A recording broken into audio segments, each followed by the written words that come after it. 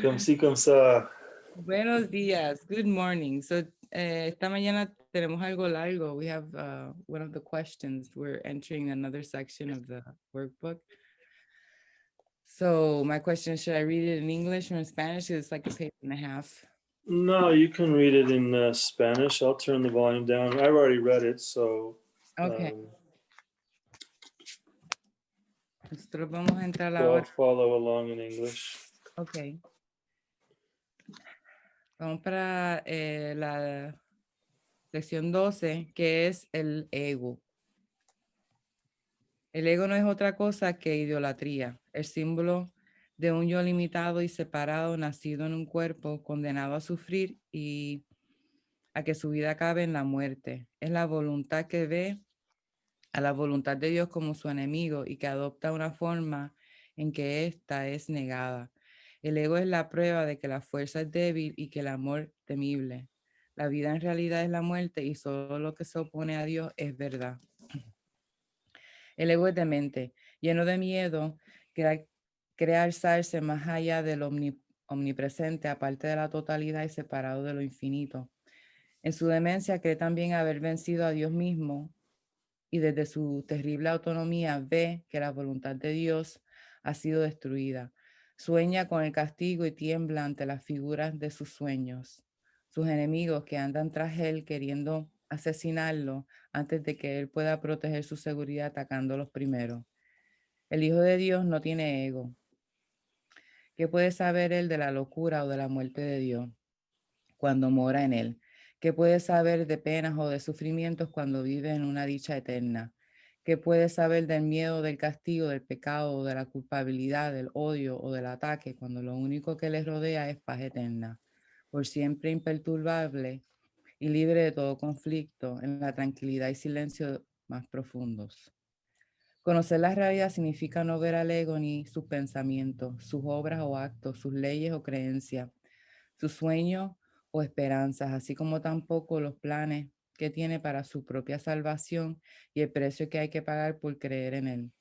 Desde el punto de vista del sufrimiento, el precio que hay que pagar por tener fe en él es tan inmenso que la ofrenda que se hace a diario en su tenebroso santuario es la crucifixión del Hijo de Dios.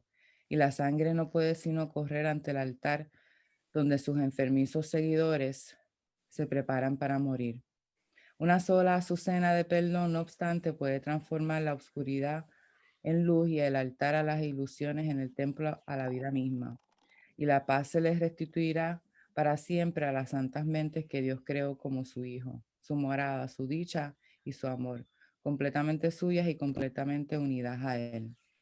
Y la lección es la 331. El conflicto no existe, pues mi voluntad es la tuya. Padre, qué absurdo creer que tu hijo podría causarse sufrimiento a sí mismo. ¿Cómo iba él a poder planear su condenación sin que se le hubiera provisto de un camino seguro que lo condujese a su liberación? Me amas, Padre, y nunca habrías podido dejarme en la desolación para morir en un mundo de dolor y crueldad. ¿Cómo pude jamás pensar que el amor se había abandonado a sí mismo? No hay otra voluntad que la voluntad del amor.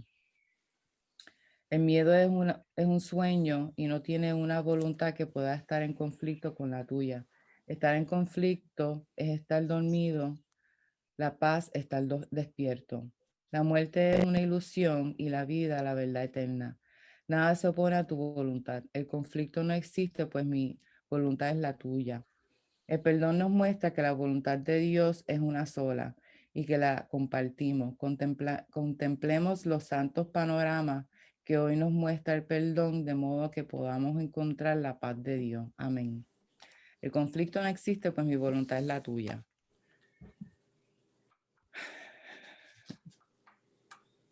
I was reading that and I was just remembering last night my sons they want to teach me how to play video games. So I was like, okay, so let's do this. And there's this video game that's out, it's new. It's called Destiny 2. I have no idea what it was, but it's all about, it's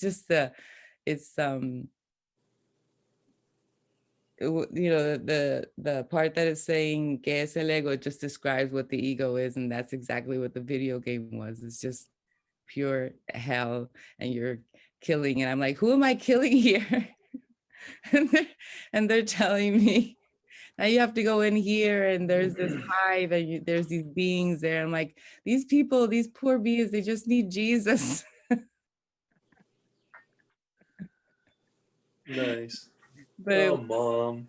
it was very interesting because they have a feature where you can, they have a camera, so they filmed me, and so it's, you can, what happens is they film the video game so that you see the video game, and then there's a small little square where you can see my face.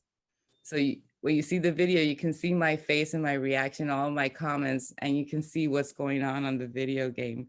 And they were laughing. They thought it was hilarious. And they actually said that I was pretty good, so. But it's just this, it's pure hell, because I'm just like, I'm going into these really hellish scenarios, and I'm just like, I'm scared, what I'm supposed to do. It's like, they're like, man up, you got to kill all the things that come onto the screen. Fighting off the obstacles to peace. And they're laughing because I was like, all these bees, they just need Jesus. And they're like, oh my God. They're just confused. They're like, no, they want to kill you. They're bad. I'm like, they're just confused. They just need forgiveness.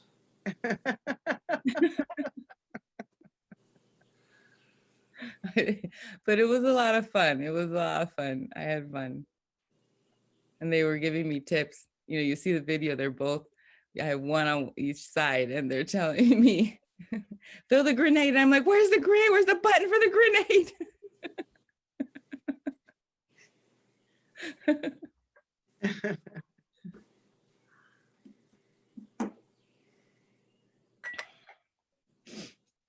But it's all, you know, it's like this whole dream is just like that video game. It's just unnecessary. Yep. How was Puerto Rico today? It's beautiful. Yeah. Yeah. Yesterday, Javier called me, the youngest one. Obviously, not a convenient time, but it was a lovely short conversation in which he told me that he was sad instead of angry, because usually he would be angry, you know. But he said, well, I'm kind of sad, you know. And I said, well, yeah, why? No, because I received an email, and they were denying me the money again. And it's like $10,000, which is a lot of money for him. And it was beautiful because the conversation became like, you know, we talked about these things before, but it's possible for us to accept what we have and be happy. We have all these concepts about things that are not real, and you can only see around you and see, you know, people that have money, and you see that they are not happy. Okay. That's easy to see. Sorry. I know you think that you need these things, but if you don't have it, it's because you don't. Mm-hmm. You need to go there and see that within you, and start appreciating all that you have. And I said, listen, I will never have thought for myself to be cleaning and watching TV, but it was given to me, and I was open to accept it and be happy with it, even though it was not my goal. It was a total surprise, but the loveliness of the conversation was that it lasted very short, and he was very kind of happy at the end. Estaba receptivo. Yeah, he was very receptive, which is something that is It's a not, miracle. Es un milagro. yeah, it's a miracle. And he said, yeah, the old man is here. And I said, the old man? El viejo. Yeah, the man with the beard. His father never visited him in the hole that he lives, you know. And he doesn't have a beard. He was referring to God. El So I viejo didn't de la try. barba. I just laughed because I knew it was a joke. Yeah. And of course, I didn't try to correct anything. I felt gratitude and a blessing. Sweet. Because I wasn't trying to console him saying things that are cliches. I was telling him the whole fucking truth. And even though I know he has it within him, he's not ready to experience it yet. But it was beautiful to relate to him in a loving way, and yeah, to accept the case of not having to control the conversation and not having to convince him Sí. of anything, just trying to be kind and loving and accepting and hoping for him to do the same for himself, just trying to be a demonstration of trust.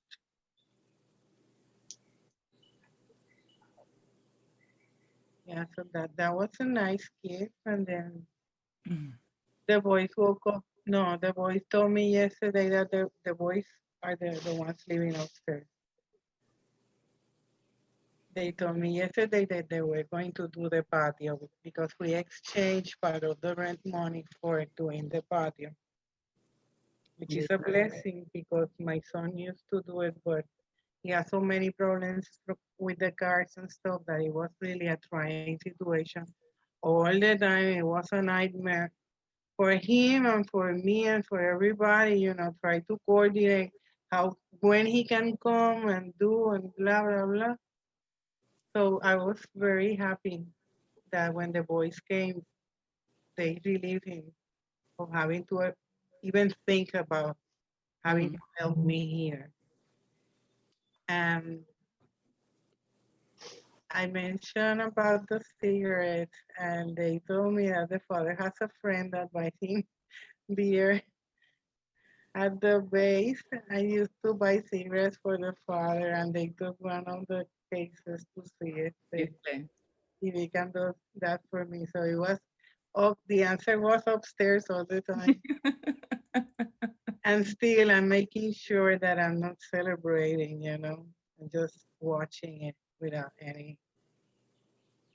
trying to make anything out of it, you know, but just to see the however it's confirmed that whatever we need, it's provided. They woke up in 3 hours, both did the patio perfectly.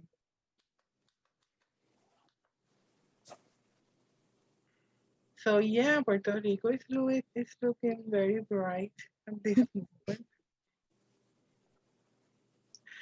I'm trying not to darken it with my glass. Yeah.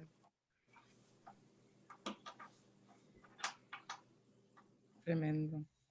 Súper.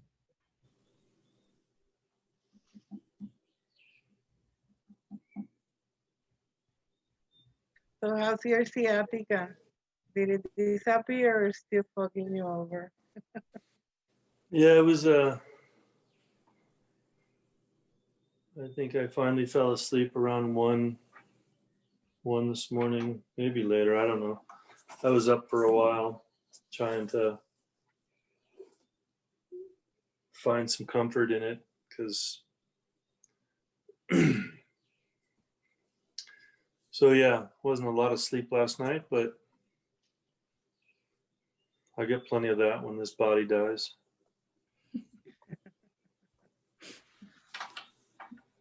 Or the body will anyway. That's all it needs to sleep. Yeah, you don't need to. Just make sure that the time that you spend there, you're spending it in peace, or at least trying to.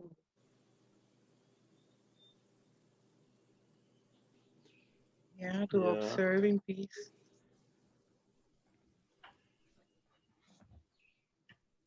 Yeah, I've been reading a lot. I finally got out of, I've been reading a lot from the disappearance of the universe, and I was sort of reading to get to the Holy Spirit's alternative. You know, where I can sort of move into, all right, I get the ego, I get it. Now let's move into forgiveness, and because I mean, I'm certainly finding more and more clarity around the notion of forgiveness. I mean, the ego grows up with the concept of it, but it doesn't seem to be the one that's really serving. So this morning I started in on chapter 6, and finding, just because the practice that I have been doing for so long has been about being present and watching the mind. It's not all that difficult most of the time to find when the egos run the show. And then that's really easy for me just to slide out of that. I mean, I've been doing this, really, I've been doing it for, well, I'd say most consciously the last 5 years. It was just a different way of dealing with it. Yeah, but that was a great preparation for this. Yeah. Because the most alien concept for us is to watch our mind.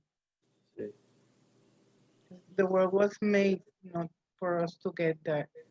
Right. And even when we try to meditate and watch our thoughts, we don't have it clear what is it that we are doing, and we have no other alternative. So we feel lost. Trying to be quiet, we feel lost. Yeah. And that's very agonizing and confusing at the same time. But Sure. then the tool, the book, the course brings a way that for me it was comprehensible. Even you know, it's comprehensible to a point where it shows you that you don't understand fuck. But it gets you there lovingly. When you believe this, come with me. You believe this, come with me. You believe this, come with me. And eventually, that practice will show you, without you doing any effort towards it, that there's nothing here. But by the time that you get it, you're not afraid of that because you're more familiar with what you are. And in that sense, it's a swift change. That's the transfer of training, or the mind training. Yeah. One of the things that has come up, and it may show up in this book, but so far it hasn't, is when I was thinking about this yesterday, that the notion of forgiving self.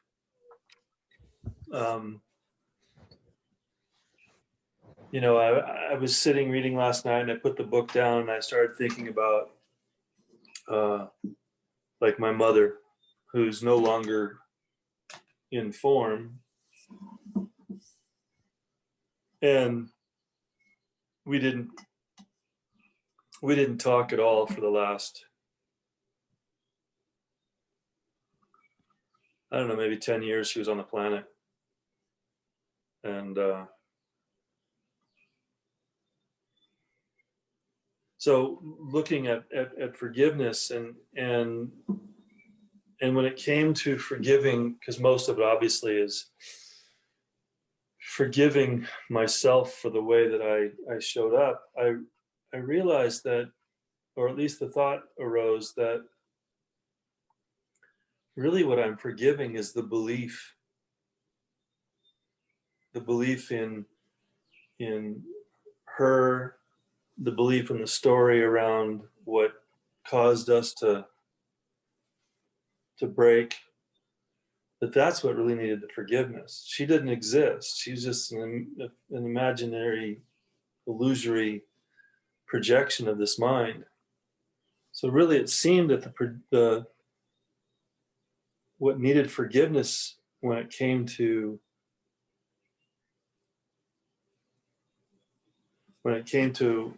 what I held as a story, it was just simply the belief in the idea of her, the idea of this world. Exactly. So it doesn't even really have to become personal in terms of, oh yeah, him and then her and then him. It's just all more belief Yeah. in an illusion that doesn't exist. But if it does help you and you need to do that, you can talk to her in your mind, of course, because Yeah. it's a thought that you can make amends with if you feel like you want to do it. Mm-hmm. If it makes you happy, let's put it this way. Yeah. But she didn't suffer because she wasn't that. And the same applies to everything. Yes. But if it still feels in your heart that you would like to tell her anything, make sure that you understand that that is completely possible in the present moment. And I have, They're I not mean, lost. I have Nothing through is lost. yeah. I have through the years. I mean, the events that surrounded really the end of this family that I came in this world was pretty traumatic at the time of my experiencing it. You know, this was 20 years ago. And so the awareness at the time was fully engaged in the story of ego. Yeah. And that they were doing this to me and I was being betrayed and blah, blah, blah, blah. That's a great And story to forgive. yeah. And at the time, you know, in fact, I was at a place called Esalen here in California. I used to go a lot years ago because when this lawsuit with my family finished up, I was like, well, it's Christmas. Where am I going to go? And so I'd go up to this place in California on the coast. It was just a beautiful, beautiful place. And I'd hang out with all the rest of the misfits, you know, people who didn't have families. Lovely. And it was. And I was sitting in a tub. So there's hot springs that come out of the mountains and you sit on the coastline and Big Sur coast, you know, it's fucking gorgeous. And Lovely I place was, to. oh, and then you know, the tubs I'm were open such all a night. miserable misfit, Yeah. but I'm in such a good Yeah. place. And the tubs were open all night long. So, you know, you'd be out there at 1 a.m. and sitting with other people and just chatting or being quiet or whatever. And I met this woman who called herself a cyberganic elf goddess. I don't know what that means.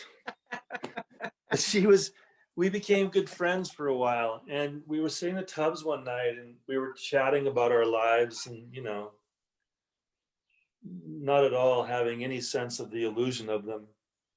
And I was telling her my story about my family and wah. And how much I really wanted to shift the focus, the attention of the story, but that it was so real appearing. And she says, "Have you ever done ecstasy?" Ay, I mi said, "No." madre. Huh? What? I say, ay, mi madre. Yeah. That's kind of in Spanish, like, oh my God, but in a feminine way. Yeah. So she said, "Have you tried ecstasy? Ever tried ecstasy?" I said, "No." And she says, "Well, you know, it might help you." I said, "Okay." So she, of course, she had some. That's part of what her trip was. Her path to awakening was through psychedelics, through hallucinogenics. And so before I left Esalen, I bought, I don't know, 4 or 5 hits, and I went home, and it was a while before I got around to taking them. And I was in my backyard one day, and I set up the scenario and in a bed, and I took one hit, and all of a sudden I just felt all this love, just this tremendous amount of love show up in my space.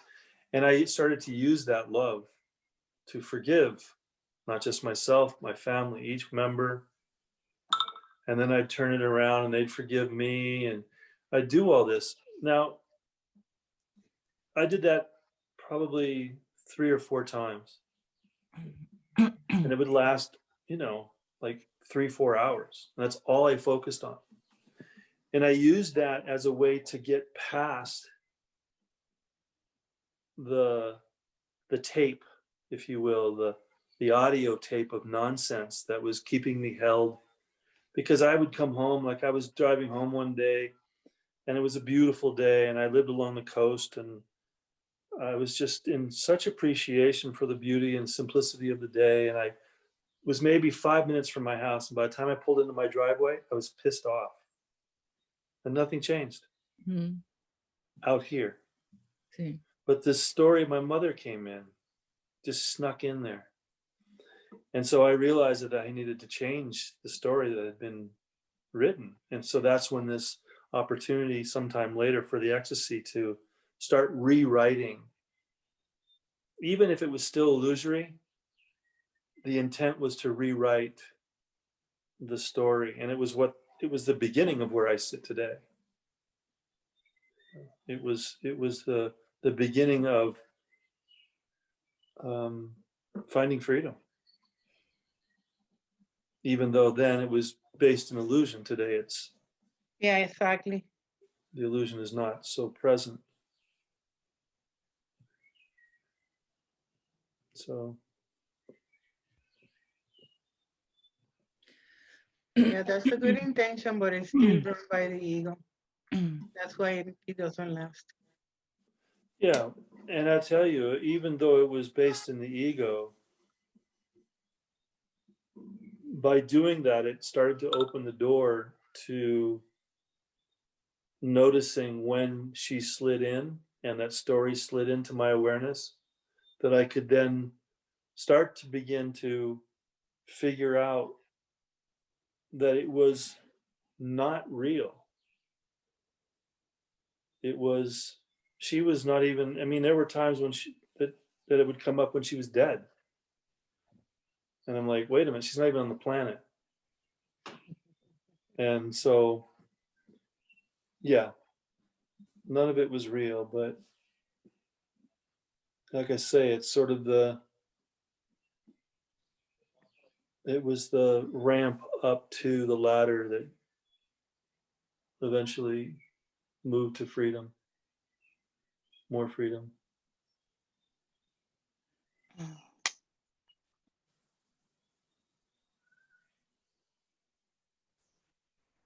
Yeah, everything in our way is perfect.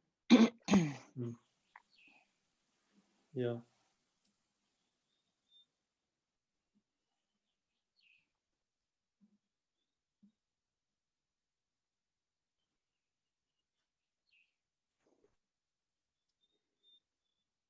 And the path, I think it just reveals itself in its way,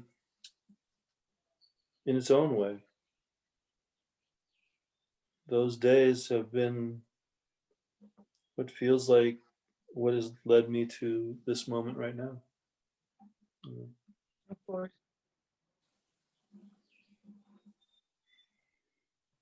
Yeah, you get to a point of full appreciation of everything. Because you consider that you're a mind and not this body. And that all the bodies are in your mind. Then the lesson for today becomes apparent. There can be no conflict because all are one. Same will.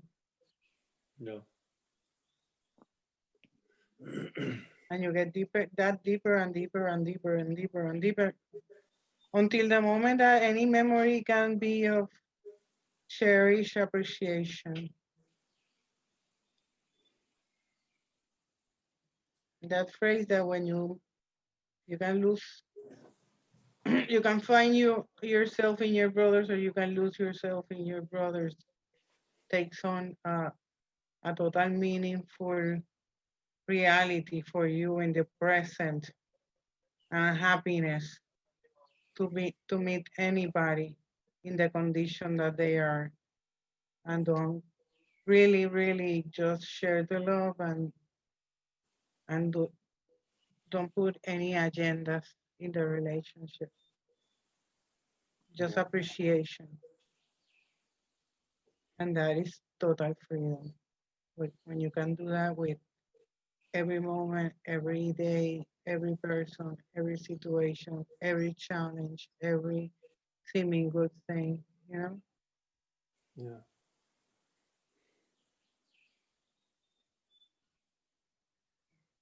Yeah, there's a line in the course that is very significant and it's very misunderstood or not understandable when it says it's like a prayer for the new year, and it's a prayer that says, make this year different by making it all the same. Sí. Yeah. And that's what it's calling us to do since the beginning, you know? But our resistance is so big that we tend to, you know, put blocks to that, and arguments and understandings and blah, blah, blah, blah, blah, blah, blah. And it's very simple. Everything is the same, just love it. Everything is you. It doesn't matter how ugly it is. It's the ego not that wants ugly. to create change, and It's not ugly, it's just unreal.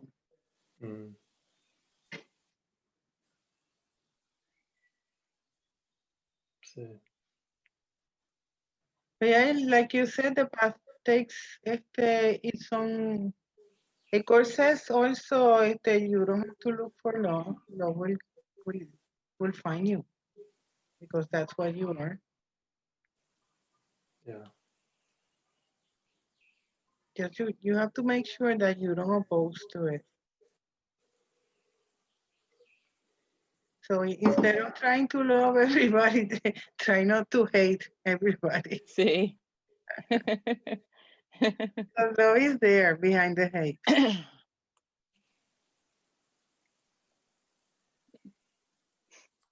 I think where love has become confusing in this life is, or in this perception of life, is this, the way it gets to be so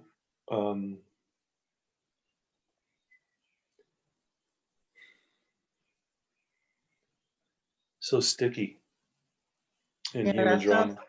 That's not love. I know it's not, but this is the human love that so I know it's not love. And this is where, with the last woman I was with, for her being in bed and being intimate sexually, that was love for her. And I got to a point where all I could experience, well, not all, but a lot of what I was experiencing was the wounding from her childhood in that space. And it became a very conflictual point in our relationship. You know, for me, it was more, to me, in some ways, this that we're sharing is more intimate. It's far more intimate. Of course. But I couldn't, that couldn't be conveyed, right? That reminds me of my last husband. He was the one that brought me the course material, the extra, Uh-huh. and can swap me books and all of that, and blah blah blah. And when he decided that he wanted to leave, he told me, "Okay, I had 3 years of mental training. That's enough." He told you that? Ah, So I said, well, I didn't say anything because I understood that he didn't get it. yeah, And I wasn't going to tell him that because that would have been an attack. sure. Who am I to say that that was his time to leave? You know, Yeah. that, you know, He could leave. I was wishing for him to leave before that for a long time. Not wishing for him to leave because I would have said something, but I was praying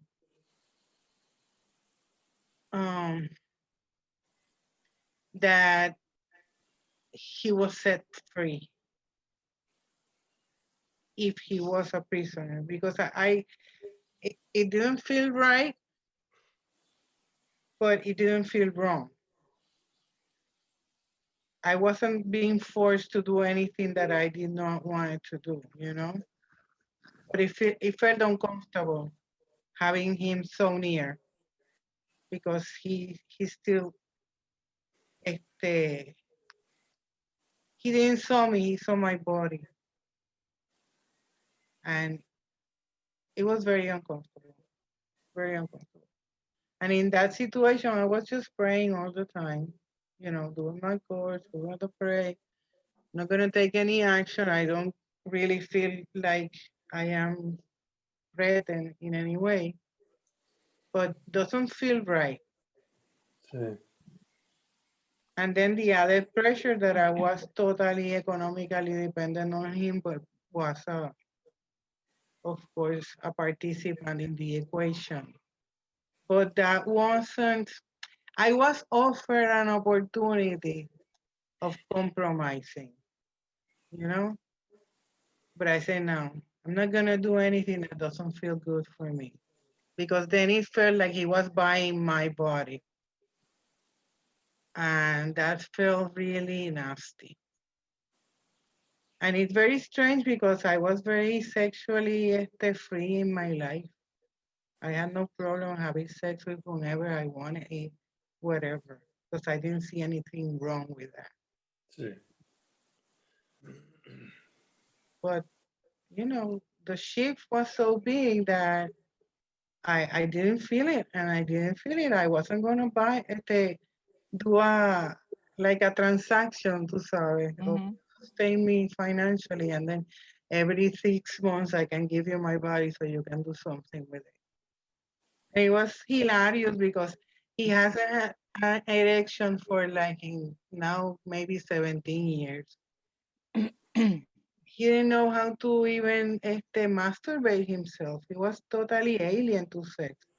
So it was something that so crazy and out of pattern because you say this guy that never was interested in sex, now at this time in my training, is brought to me with all this course material and all this shit that I thought that it was brought up by the Holy Spirit himself to carry me through life while I, to sabe, do my work, and then all of a sudden within 3 years it became a total hell.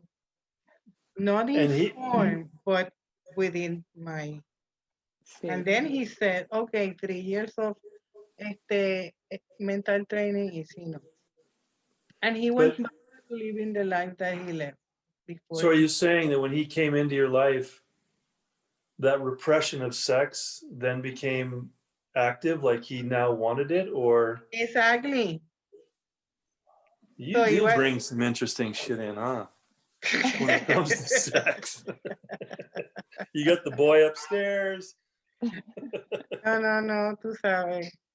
See, We all have our lessons. of That's course. why I was telling you yesterday that we asked for a special function. It was given us, and we don't have to look for it. It's right there. Yeah.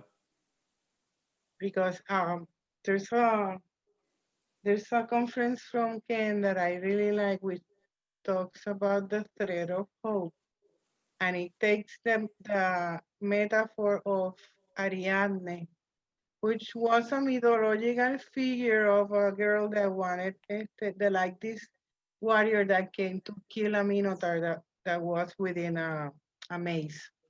So she gave him a golden thread, so he could go enter, kill the minotaur, and then be allowed to come back. And what Ken was explaining with that symbolism is that we always, every second, we have the opportunity to choose the ego or the Holy Spirit, and that is irrelevant of what thought is being considered in the mind. And by thought, I mean thought, and I mean persons, and I mean situations, and I mean anything, because all is mind and everything is thought. Mm. So whatever you're confronted with that brings you a challenge, be sure that you have a loving counterpart from the Holy Spirit within you. Mm. And that's what you ask when you go for help within you.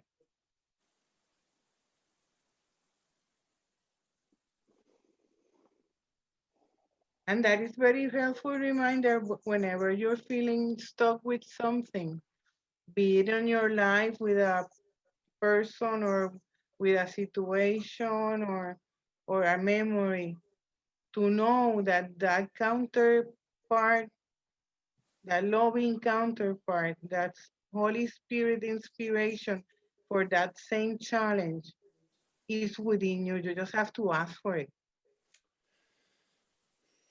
And you don't have to wait for that. It's given in the moment that you ask it. That makes it so much easier. I think that's where what became a little difficult is there was a point, I may have mentioned this, I know I think I've said this, shared this with you, Astrid, but there came a point where I just said, I can't, I don't know how to be in this bed with you intimately. I don't know how to be there and find truth within myself. And so I just said, I don't know how to be here, so I'm not available. And what she heard was that that I was cutting her off from sex, which was not what I was doing. I was trying to say to her that how we do this, and it was very open, very expressive. It's just that it didn't have any heart connection in it. You know, it didn't have any. It was like two bodies just going through the motions in some way. And her mind was fine with that. And so whenever it would come up subsequently in the months following, it was always an attack that I was cutting her off. I was shutting her out. And I was trying to say to her that it was just the opposite. This is probably one of the most loving things I'm available for in terms of showing up with you. Yeah, deeper connection. And even I talked to her the other day, and she was saying that one of her friends that's somewhat new to her has a similar situation that Elizabeth has when it comes to her partner. And so Elizabeth's still holding on to this I'm cutting her off, I'm pushing her away sexually in her mind, Mhm. and relating with her friend who's having the same issue with her husband. And so my response to what you just said is finding a way to stay available lovingly in that place of love. You know, this was going on for several months, and she never found a way to shift out of her story into it possibly being something else. The ego was holding on, I think, to a victim story. And so it became difficult to stay present in a loving way with her, because it was always coming back to me as a warp. Like it just wasn't my truth. It's funny, I was reading from The Disappearance of the Universe last night, and there was this comment that one of these masters that are there says to him that there's funny things that are said in this book. Yeah, I know. That's why Things I that like just it. don't add up. She said, Artin says, many men are preoccupied. So why would you identify men versus women? Many men are preoccupied with physical pleasures in the earlier part of their lives. But as they begin to get a little older, their pursuit of sex is replaced by something else. And of course, Gary throws in his joke of erectile dysfunction, and Artin says, no, it's maturity. So wait a minute, is that only happening for men and not women? No, How it can that happens be? for women. Right? So No, it happens. So give me a second. I just want to say something. Not to you. Not to us. Because they are going down and I haven't said thank you. Okay. Nene, hicieron una obra de arte brutal. Gracias mil a los dos. Quedó bellísimo. Salúdenme a sus papás.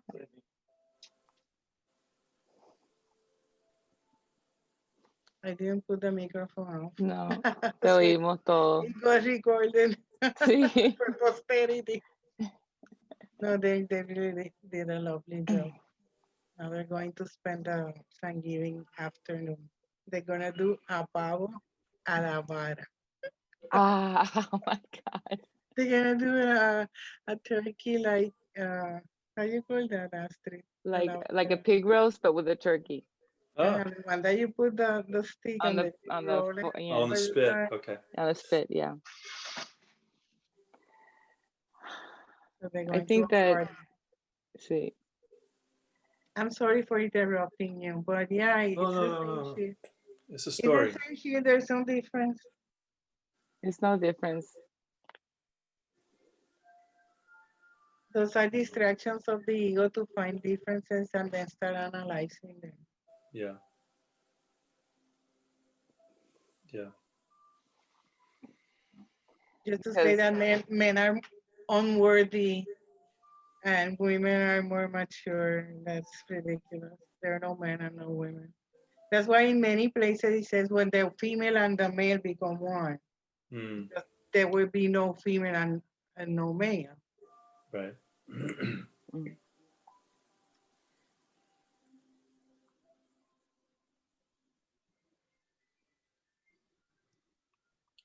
Yeah, and again, I keep coming back to that conversation that you, Dave, and I had that day in the monastery, and when you, I think it was you, said that you're just not available for an ego-based relationship, and you know that just stopped me. I just got, if I kept talking in my mind, I got quiet. Like, yeah, I just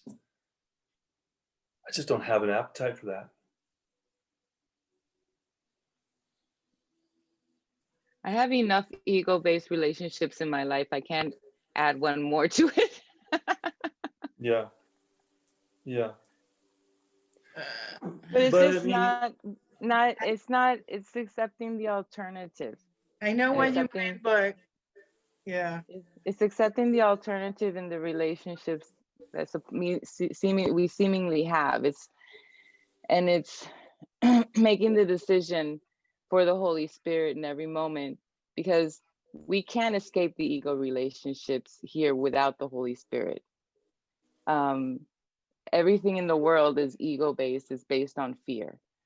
So either I'm going to get entangled into it, and I'm going to be, and I'm not going to have eyes to see the truth, or I'm going to make a decision with the Holy Spirit. This is what I believe. This is what I've fabricated. Now you show me the truth using what I think I believe in and what I think I fabricated, right? So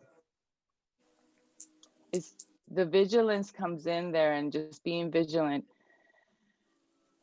not wanting to get entangled into ego relationships and just giving them over. But all relationships are ego-based, like my relationship with my body, my relationship with Adriana, my relationship with you, with this house, with my children. Sure. But it's the decision of giving that over and wanting to see everything as part of me, as part of the totality, as part of oneness, and that everything is me and it's Christ. And yeah. And I think what hit for me that day, though, was, coming out of a relationship and on some level saying, I'm done with these things. I've done this for, I'm 64. I've done it for 64 years, and I've barely made it, it's been a mess the whole time, right? It's been a mess. And yet, the idea of being in a partnership that's a holy partnership has a story, right? Yeah. It's another good story. Yeah, that's the confusion that a lot of people have with that part in the text that talks about holy relationships, because now people think, oh, I want a special holy relationship. Right. And then they start to talk about, well, I want to have a holy relationship with you, and when that comes up, it's like, oh, no. Right. That's that's the ego getting in there and bringing a ego purpose, like, let's get to a holy relationship. Now, what do we have to do to get to there? What does that sound like? That sounds like the ego. When the holy relationship already exists between you and your true self, like, it's there. It's you. What we're doing is we're not making any holy relationships. We're just letting go of all of the blocks to the awareness of that true love, which is just, it's us, it's one, it's me. Yeah. And everything with you. And everything. And I can have a holy relationship with Adriana. I can have a holy relationship with my body, with my children, with you, with the whole world. It's just one relationship. That's right. The moment that I say I'm going to have a holy relationship with Adriana, only her, I exclude the rest of the world. With the figure Adriana, I exclude everyone else. I exclude you. I exclude my children, everyone. My holy relationship was with you, Adriana, okay? And then you kill me and you kill yourself. Yeah. And the whole creation. And of course, I crucify her. The ego just freaks out about that. I mean. But the thing is that the part of the awareness is like knowing that the ego is going to come in. The ego is gonna respond. It's just being aware of that, and being aware of the ego wanting to create a special relationship with Adriana, create a special relationship with you, Gary. It's being aware and just forgiving that, saying, that's normal for the ego. Yeah. But that's not what I want, because I know that the moment that I do that, there's pain comes in. Yep. Expectation comes in, because then the expectation of what a holy relationship looks like, and then Adriana is not living up to that expectation, or I'm not living up to that expectation, and then there's pain, and I'm crucifying, and then it's just a big mess. So when I said that, that's what I meant. Yeah. I want to keep my mind in a place where I can see when that comes up, or when I can see when the ego wants to bring that to me, and I can say, no, I don't want that. I want the vision of Christ. I want the Holy Spirit to guide me in these supposedly relationships that I've made in the world. And that's giving it over to the Holy Spirit, instead of giving it to the ego to just assassinate everybody and crucify. And it's just a battlefield, and it's the video game that I was doing last night, that I was playing last night. It's just blood everywhere. And you were pretty good at it, I guess, huh? I guess I was. Yeah, I was pretty. My sons were very, very surprised. They told me, they said, in a week, if you're consistent, you can do a raid. And I'm like, oh my God.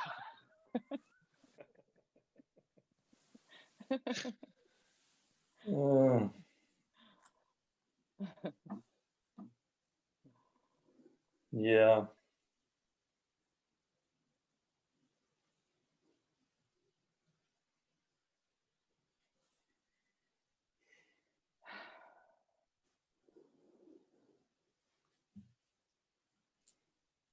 But I understand what you were saying, and you're talking about your relationship with your previous relationship. Mm-hmm.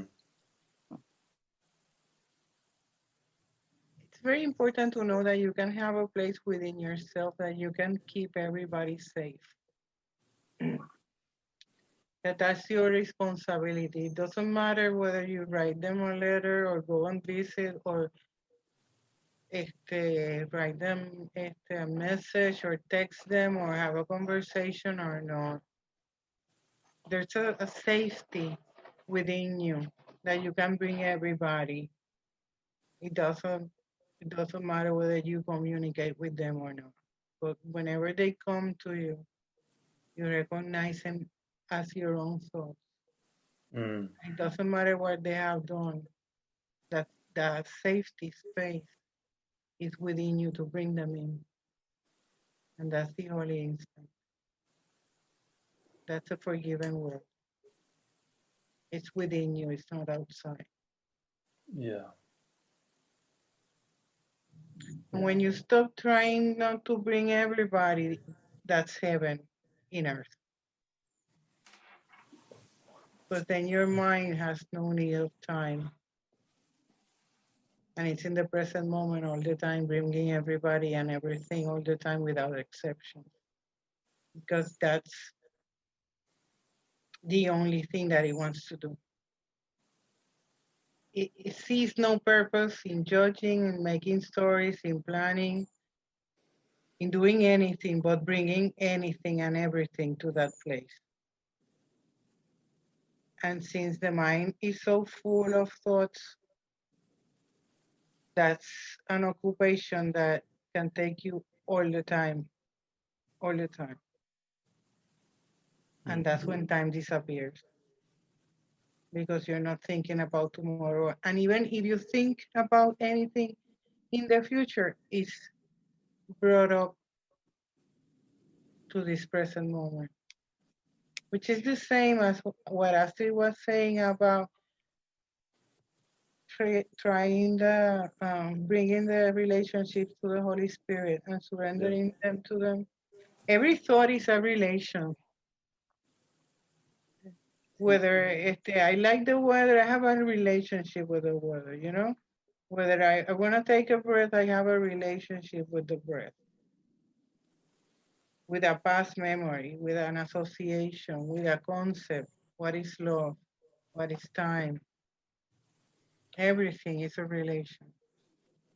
And when you start bringing all your thoughts that you have recognized that are really not your reality, and you bring it to that space of safety within, by giving and receiving is the same, you will know that you're safe too. Because you're only bringing safety and love to everything. And it becomes very easy to pass the story and go to what you want. If you really want healing and peace and love, you will find it in everything. Because, you know, it's within. Exactly. And there's nothing outside. You know, those are projections of the same mind that is within. Yeah. So it makes it easy to compress time and stories and evaluations and processes and just bring it to the present in the moment, you know.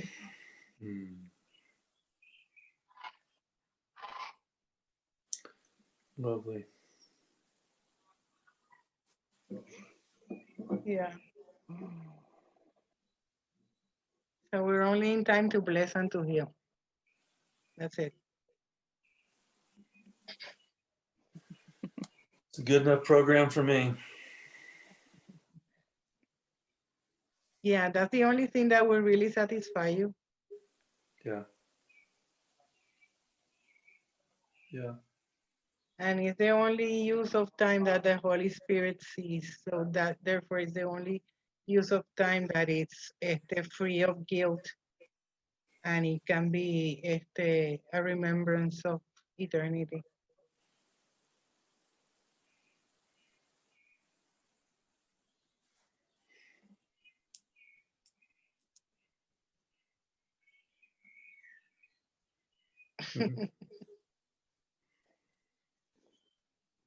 Está muy bien.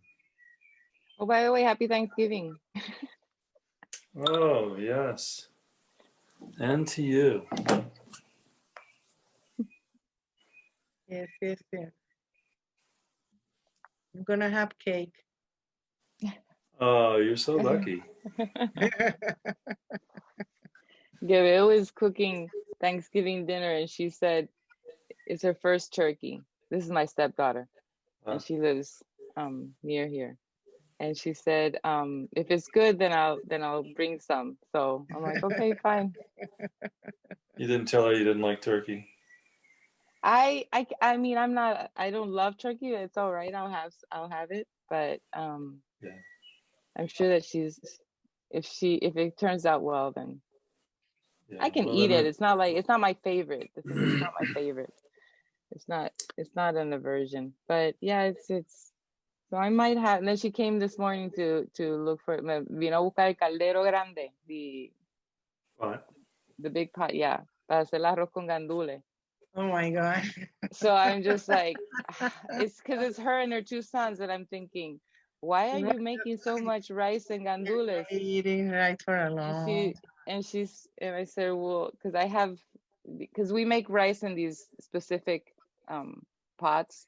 Iron. And I have them and I have three sizes. I have the big one, I have the medium one, and then I have a little one. And I was like, take the medium one. She's no, but I'm making. And I'm like, well, then if you're gonna make that much, you gotta take the whole thing, el caldero. Wow. So I might be eating also rice, but I have pork that I'm gonna make tonight. So. Well, I have nothing to share in terms of excitement. You're having cake. You may be having turkey. I'm having pork. I know. I may be having pork. turkey. Yeah. But are you having the conversation with your dad? Yeah. Oh, I thought you meant me. I was like, what conversation with my dad? No. Gary mentioned that he was planning to have a sandwich via Skype. Yeah, I don't know what we'll do in that regard. I talked to him yesterday, and he told me that he said, yeah, I called Barnes and Noble, and I'm having the Course in Miracles delivered to my house. Really? Oh, wow. But you said that to him? He used to do the course years and years and years ago. Really? With his second wife, his last wife. They used to do it. I think that's where they met. And he had a copy of it up until he moved a number of years ago, and he just got rid of everything. And so he's having one delivered because he says, I sit at home, and his wife died a few years ago. I sit at home. One of his best friends used to live across the street from him. He moved, and all I do is watch TV. And he's kind of gotten over the whole need to have another partner. He was 84, 85 years of age. And that was in his mind just constantly. And he's finally gotten over that. And so he said he was gonna get the copy of the course. And I said, well, it might be just great just to start with the workbook, you know, and it's easy, it's clear. You don't have to because his memory is not that great. No So- matter, because if for being in the present, you don't need memory for that. Exactly. That's what I thought. I thought it's going to be great because he doesn't remember shit. You Yeah. don't have to undo much. No. It's No. already being undone. And you know, then again, we are not the doers. We think Right. that's an illusion in the mind. Yeah. If it's ready for it, it will be wonderful, and he will be ready to leave the body with a happy smile of satisfaction and gratitude and love and forgiveness for everything.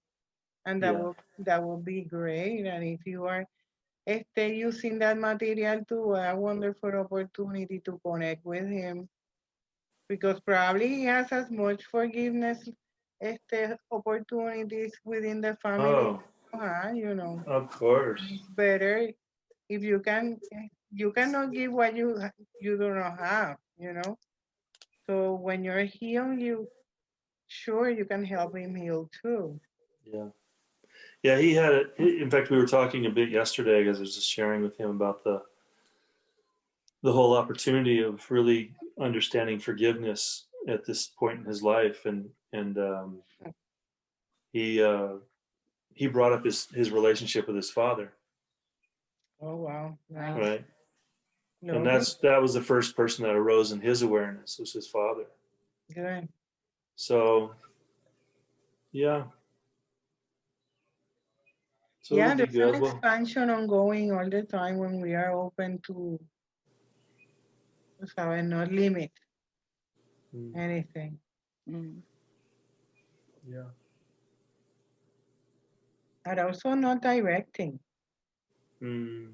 We have to remember that, because, you know, they will say, wow, beautiful opportunity, have the list, do the preparation, make the course. Yeah, and it's like, I'm here to help my dad, and I'm going to make his life Exactly. better. No. I'm going to be available to the Holy Spirit for him to use me as the plan directs. Exactly.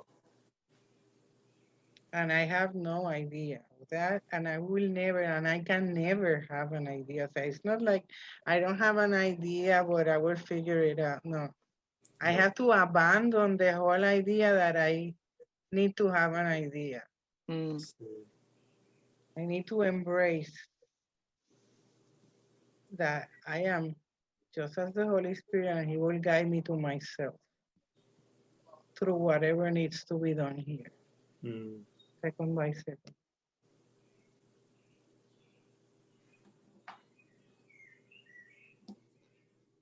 Yep. Amén. Yes. Well, I think we're done here. Sí. Do you feel like sharing anything else? Yo estoy bien, I'm complete, estoy completa. Sí. Fabuloso. Have a lovely turkey day. Sí. Have a lovely cake day. Lo amo. Thank you very much. Thank you both. Thank you. Have a good day. Nos Yeah, you comunicamos. too. Be well.